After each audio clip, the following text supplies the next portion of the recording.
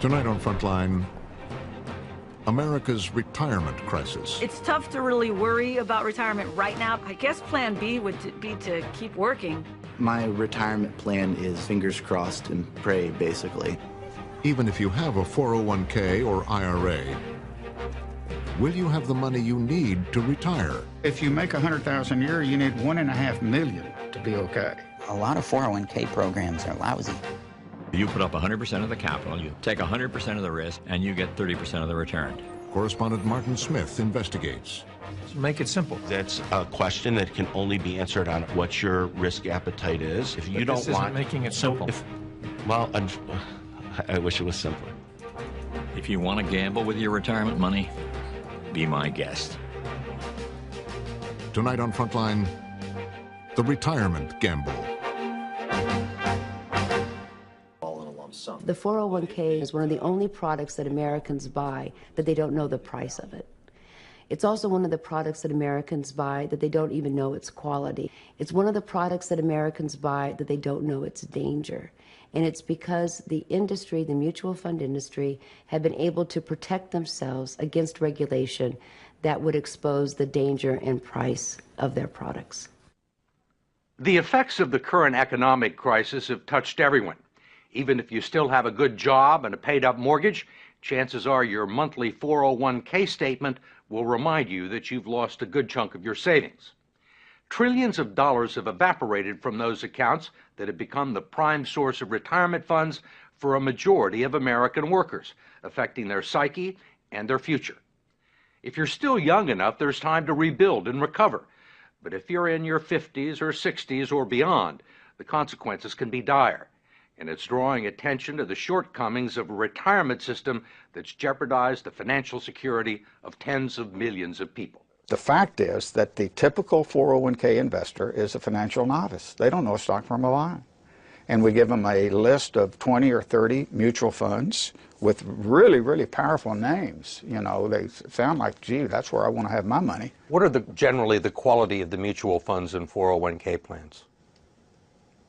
Mediocre.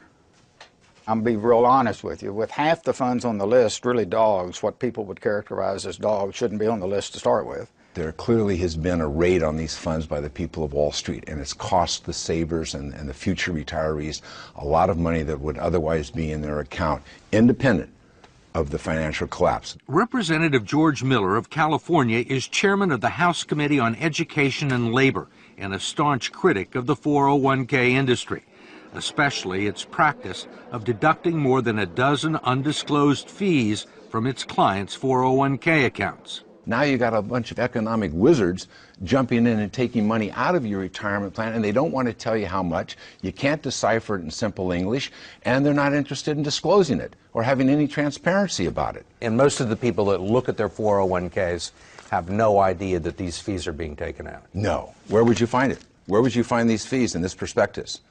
You can look on any page you want, and when you're all done reading it, and you will find some of the fees and the commissions here, but you won't find them all, and I bet you won't find half of them. There are legal fees, trustee fees, transactional fees, stewardship fees, bookkeeping fees, finder's fees, and the list goes on and on. Miller's committee has heard testimony that they can eat up half the income in some 401k plans over a 30-year span, but he has not been able to stop it.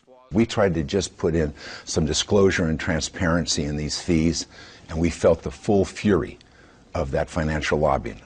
David Ray, a lobbyist for the 401k industry, says he favors disclosing the fees, but his partners in the financial industry don't.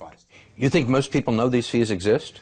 I think they know that there are fees. They don't know exactly how large they are. Why do you think the financial services industry is opposed to fee transparency?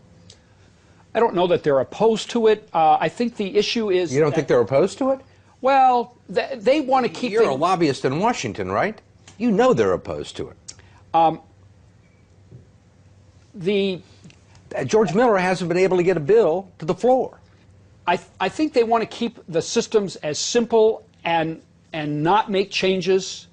They like the way things are, and whenever you push people out of their comfort zones, you know, it's an issue. I mean, they're comfortable with the situation because they're making a ton of money, or they have made a ton of money. With us now to unveil this week's new issue of Time magazine, Time's managing editor, Richard Stengel. Rick, what are we looking at this week? Well, we're looking at a subject that is bothering millions and millions of Americans, 70 million Americans to be exact. It is the problem of 401ks and why we need to retire the 401k and why it's not working for millions of Americans. Yeah. So what do we do instead? Well, what we propose instead is a insurance pension plan, where instead of paying that money into a 401k, you pay it into an insurance plan that guarantees you a pension. And that seems fair. I mean, the problem with the people who have lost all their money in their 401ks is 401k, isn't it supposed to be what you have when you retire? Why would you put money, 6% of your salary, into something that is a risk? Well, it's a risk, and then it's also something where you deplete it. I mean, it's basically a bunch of cash that you have when you retire, and you're supposed to take out 4 or 5% a year. I mean, and everyone depends on how you. It's the smart thing to do. It was for a long time. There's a whole business. I'm not sure it was. I mean, it's not even 30 years old, right? So you have a whole class of people who have grown up, these investment advisors, who take this thing and are telling you to do something that nobody has tested or not. It's like a vaccine that they haven't really tested, and they don't know what the long-term influence is.